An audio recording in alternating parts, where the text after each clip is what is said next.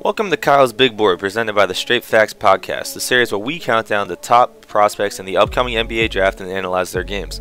Today we'll be looking at my number 14 prospect in the upcoming NBA draft, RJ Hampton. Hampton is a point guard from Little Elm, Texas, who decided to forego the college experience to turn pro in New Zealand for 1 year in preparation for this upcoming NBA draft. Let's break down his game. Let's start off with his strengths. Before we get into any technical basketball ability, we have to talk about his great size and length for a point guard. He stands 6'5" and has a 6'7" wingspan. This size translates great for a player of his skill set in the NBA. Given this size, his next strength are his great point guard skills. He's able to create and break down defenders off the dribble very efficiently. He's a quick twitch guy, meaning he's great at changing directions and speed, oftentimes freezing defenders with his hesitation and crossover moves. This also comes to fruition with how explosive he is. His first step is one of the quickest in the entire draft. Pair that with how quick he gets off the ground, and now you have a guy that only needs a slight advantage to get a bucket on you. That guy is RJ Hampton. His next strength is his athleticism. He's a very gifted athlete. This is portrayed in this game in multiple ways. First, he has the ability to play above the rim with good body control and aggression. Any point guard that can do that checks a box that many in the position do not. Second, he shows his athleticism with his speed. In many clips, it looks like he's moving on an entire different plane than his defenders. He's moving that quick. This downhill ability, combined with his ability to finish at the rim in different ways, makes him a serious threat in transition. The next strength is his high defensive potential. Though he's not there yet skill-wise, and no one would call RJ Hampton an elite defender right now, he does have very quick hands, averaging over a steal a game in the New Zealand Basketball League. Pair this with his frame and athleticism we already talked about, and the framework is there once he develops the skills to become an elite defender in the NBA. The last thing I have to mention as a strength is one thing that really can't be taught, but quite possibly is RJ's biggest advantage over most players in this draft. This is his relentless competitive nature. The deeper and deeper you look at him, the more you realize how much he hates to lose, but at the same time how poised he is if he is losing. His NBL season was very up and down, which allowed anyone watching to realize these traits RJ possesses. Now let's move on to his weaknesses. The first glaring weakness that has to be addressed in this transition to the NBA is his three-point shooting. He doesn't look for the three ball too much, shooting just under 3 per game last season in the NBL, but even at this low volume he didn't shoot it well.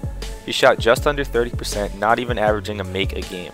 One glimmer of hope is that he did take some deeper threes in the NBL, so maybe the NBA three-point line won't be as hard as a transition as him for some other players in the draft, but nevertheless, he needs to be able to shoot it better in the NBA.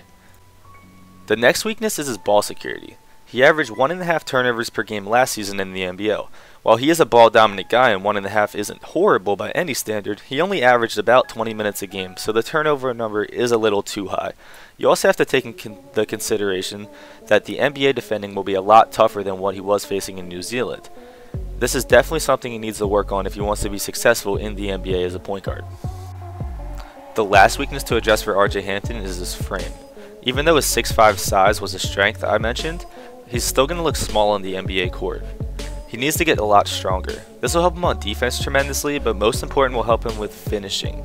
Though I did talk about finishing at the rim as one of the things he's good at, if he bulks up and can absorb more contact, he won't have to overly rely on those crafty finishes he's known for. With NBA equipment and training though, I think he can address this weakness well. Now let's move on to an NBA comparison. As for NBA comparisons, a lot of people are going to say Dante Exum, but I don't entirely agree with that, as I do see Hampton as more of a point guard. I think a more fit comparison would be Jamal Murray. They have many of the same qualities in their skill set. Both players are crafty ball handlers with elite vertical leaps for their position. They also have the same play style in terms of how they look to score, as well as how much they require the ball to be effective. While Murray is a more consistent shooter than Hampton, NBA shooting takes time, and Jamal Murray was only a 33% three-point shooter his first year. Hampton can definitely get there. To conclude, a move to the NBL may have dropped RJ Hampton's draft stock a little bit, as he was not in the national spotlight all year like some other prospects were playing college ball, though I believe it may have very well been a better route in his development to becoming an NBA player. His number 5 ranking in the 2019 recruiting class and being named Texas Gatorade Player of the Year as a junior were not flukes. Hampton is a legit prospect with upside written all over him, and that's why I have him ranked on number 14 on my 2020 NBA Big Board.